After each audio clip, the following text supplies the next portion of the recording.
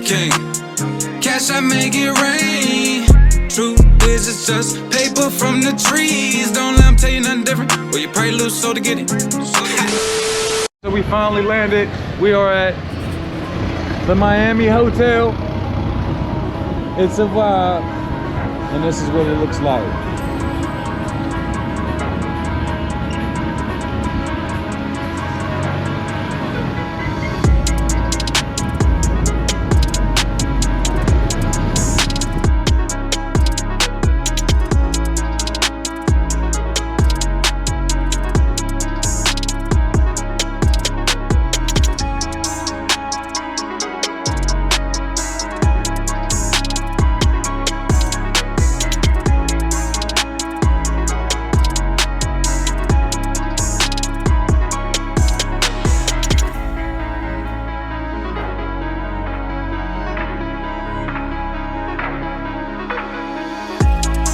We're here at Hotel Miami. You can also call it Vibe. It's like two different things in one. Well, kind of, it's really a hotel, but it's also a sports bar connected to the hotel. Okay. Hotel Miami and Vibe GASTROBAR. It's two separate businesses, but they're in the same building. Okay. And by the way, we are here with Ernest. He is the owner of this place. How you doing today? Good. So I got a couple questions. First of all, can you just tell us a little about yourself? My name is Ernest Canada. I'm from Greensboro, North Carolina. Okay. Been coming to Colombia for about 9 years, living here for 3.5. And I enjoyed the climate here. Medellin, Cartagena. Cartagena's a little hot. Yeah. But Medellin has a little more cooler overall climate there. Mm-hmm. And I enjoyed the country. And once I came here, I decided to try to do some business here. Mm-hmm. Started with Airbnbs and things of that nature, and progressed on from there. Okay, so but in the beginning, what made you really want to take that leap to really just do it? That's the main thing that people always want to do it, but Mm-hmm. it's that grind that you actually got to go out and you got to find all the connections and you got to, and especially in another country. Yeah. That I'm not going to say it was easy, but I had already done it before in Okay. Dominican Republic. Oh, okay. As well as before that, Airbnb business, rental properties is something that I do in the U.S. Gotcha. So I pretty much, it's just an extension of what I already do in the United States. And like I said, started off in Dominican Republic. That market at one point was good. Then when I saw that a lot of people were beginning to come to Colombia, a lot of Americans rather started coming to Colombia, I knew at that point that it was going to be a better market, so I kind of switched over and got rid of everything in DR and started getting some things here in Colombia. Oh, so you're not in DR, right? No. Oh, so you're full-fledged Colombia. Right. Yeah. So I'm in real estate also. Like you said, you're in real estate, and then it was easy for you to just invest over here. How does that work in another country? Depends on what country you're in. Okay. DR is a little bit different than Colombia, but as far as Colombia is concerned, if you're going to rent a property and then sublease it, Mm-hmm. that's a little bit easier to do here. Okay.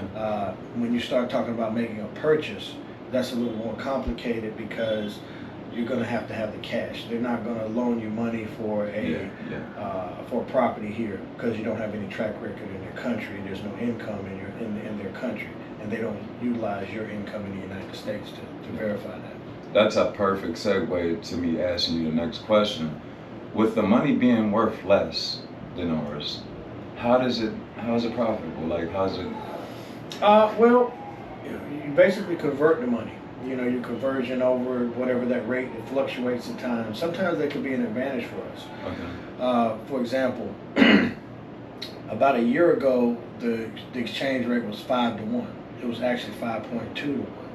So if you took U.S. dollars at that time, when the dollar was really, really high, you would have been able to get more for your money. What I mean by that is the same property that may cost you $150,000 $50,000 US now today with a 4.2 exchange rate. At that time, that property would have cost you about $120,000 because when you send your money here, you get more pesos for it. So that exchange rate can work in your favor, actually. Yeah. So it's good to wait for that, actually, huh? And yeah, I mean, if you get a good deal, you're not going to be able to wait because you know that may change. But there was a time when it was a good deal to invest here based on the exchange rate and the availability of opportunities. Gotcha. Another segue into what I was saying. How did you find your opportunities? Like, how did you know that, hey, this is the place I want? And I'm sure you searched many. It wasn't easy from the beginning. A lot of places, when it comes to residential, meaning a house or an apartment or something you're going to sublet, when it comes to that sort of business, that's a little easier because there's so many more available, and it's a little easier for an American person to get a lease for an apartment or a house or something of that nature. Quite often you're dealing directly with the owner of the house, and they can make a decision. When you start trying to lease commercial property, that's when it gets quite complicated. Because at that point, they're going to, in most cases, they're going to require you to have what they call insurance, but it's kind of like collateral.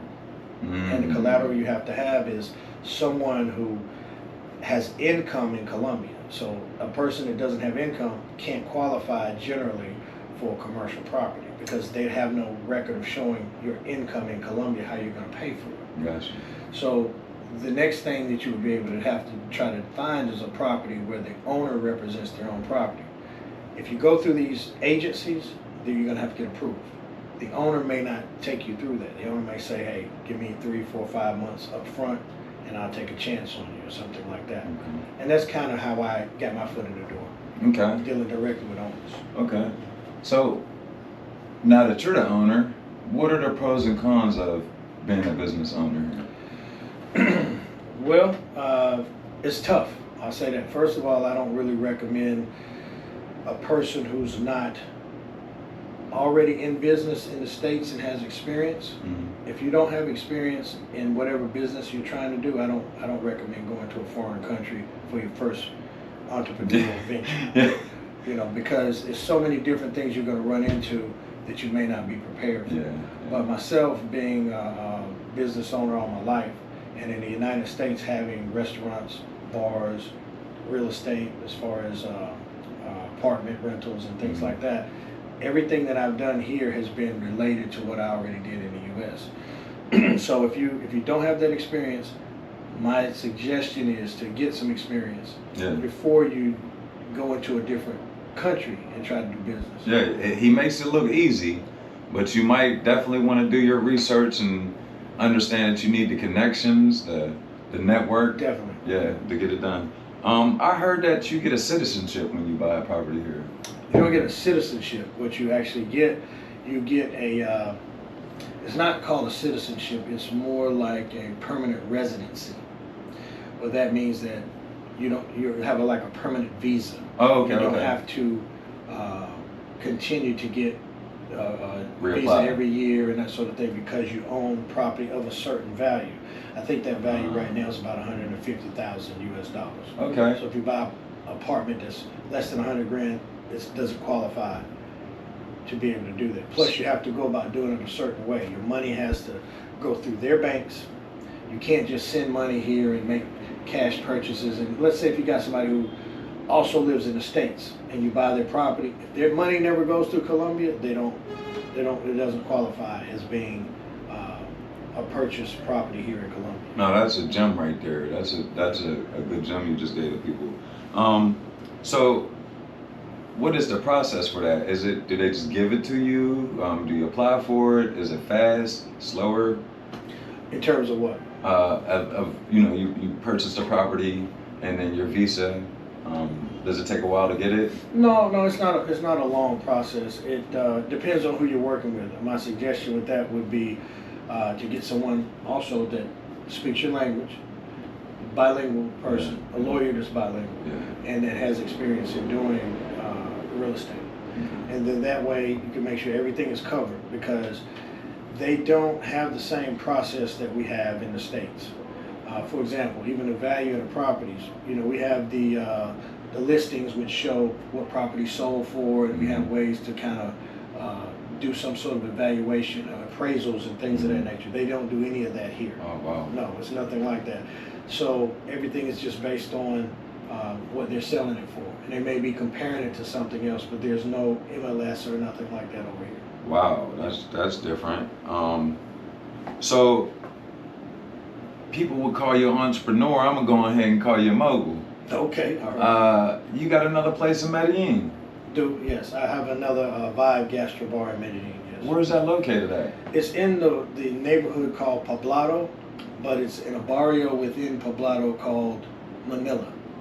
It's close to Parque Iris and Provenza and all of that. It's walking distance from that area. Okay. But it's in a highly populated tourist area. Okay, don't worry guys, we will be going to see it. We will be getting all the views, everything. We're gonna go there and make sure they see that too, because we're leaving for Medellin tomorrow. Okay, good. Yep, and last question, man.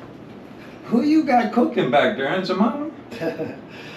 No. What it is, as I said before, I've been in the business for a while in the States. So a lot of the recipes come from my other restaurants in the United States. Ah, okay. Yeah. And actually, I even still have to bring some seasonings and products from the States that they don't have here. Okay, got you. Is there anything you want to say in closing to the people? Well, the only thing is that I do think that it potentially can be good investments for foreigners in other countries, but there's just so many details to it. There's so many things. If you're not 100% sure that that's what you want to do, my suggestion is don't do it. Yeah. Or do more research beforehand. Don't just come and put some money into something because someone else made it seem like it was a good idea. I've seen that happen to multiple people, and in most cases, well, pretty much right now in just about every case, it just didn't work out for one reason or another. So, I would say take your time with it, do your research, and start with something you can handle from the beginning. I do have some friends who are doing other Airbnb projects, and some of those have been successful. Commercial business, most of that's extremely difficult. Yeah, I've cause I was looking into it because I wanted to invest down here. I have a bar and a commercial garage that I'm selling. And I was just like, I'm gonna invest in Colombia. But then I did my research and I was like, you gotta really know what's going on. You gotta know a good lawyer. Yeah. You gotta know who this person is you're buying from. Yeah. Well, I would say one of the trickiest things here is, unlike the States, at least we have kind of a set of rules and guidelines that you kind of understand how to follow. Here, those things can change in a flash. Yeah. And they can almost adjust their laws and rules on the fly. And you've invested your money, you're prepared based on the way things have been operating, and all of a sudden they change the rules with you. Yeah. And once they do that, you potentially could lose everything. So it is fairly high risk to try to go into another country and then do some sort of commercial business. Yeah. So know that. That's a good gem, man. Yeah. Thank you again for having us, man. Okay, I appreciate it. Definitely. All right, man. Come on down. Come see him at Vibe. Come get you a room at the Miami Hotel and love life, whether you're in Medellin or you're in Cartagena. Love life, live. Y'all have a good one.